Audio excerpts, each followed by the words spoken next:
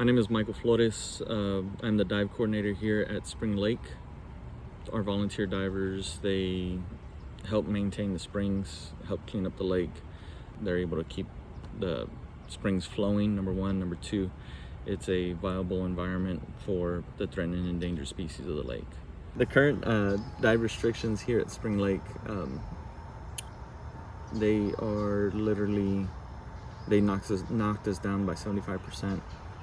So anytime that the water flow over the spillway drops below 80 CFS is when we drop down our diving activities. So right now for volunteer dives or divers, we're only allowed 4 divers per day versus the 12. So yes, some of the restrictions were put into place thinking that they would be able to help out the threatened or endangered species of the lake. When it actually happened, we're like, hey, we might need to change this. We might need to talk about how we can better serve the lake, help protect these threatened or endangered species. I do know the Eastern Spillway is not getting a lot of water over it, but we do have fountain daughters down there. So it's just one of those things where, hey, like, we're not doing anything in the lake, but what can we do for the spillway? What can we do for those darters? Some of the dangers of diving in these conditions is literally not being able to cross transition areas, so really shallow areas. It's literally just for safety between the divers and the boat drivers, boat operators. If you have an emergency, we do have protocols. Go to the west side of the lake, and then you surface towards the bank there. If you can get to the training area, we can surface in the training area at all times because it's our training area. No boats are allowed in there. So literally in the training area, there's nothing that would prevent them from, like, hey, you know, it's no longer safe to dive unless we can't dive there no more.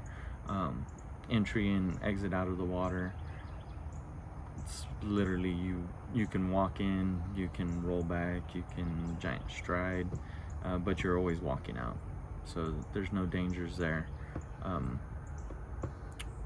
For being out in the lake, literally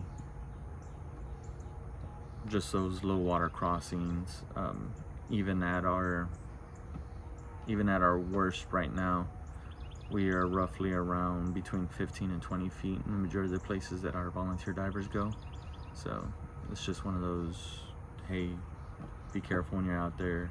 If anything happens, you know the safety protocols. So some restrictions are put into place. Some of the restrictions are put into place for some of the endangered species. It's just one of those things where people, I say people because we're the ones that made the restrictions, we're the ones that make the rules and regulations.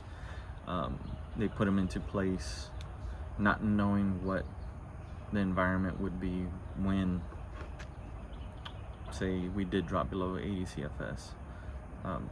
So when it actually happens, we're like, man, we actually need more divers in the lake to, say, help clean up the springs, help to keep the springs clear for those endangered species.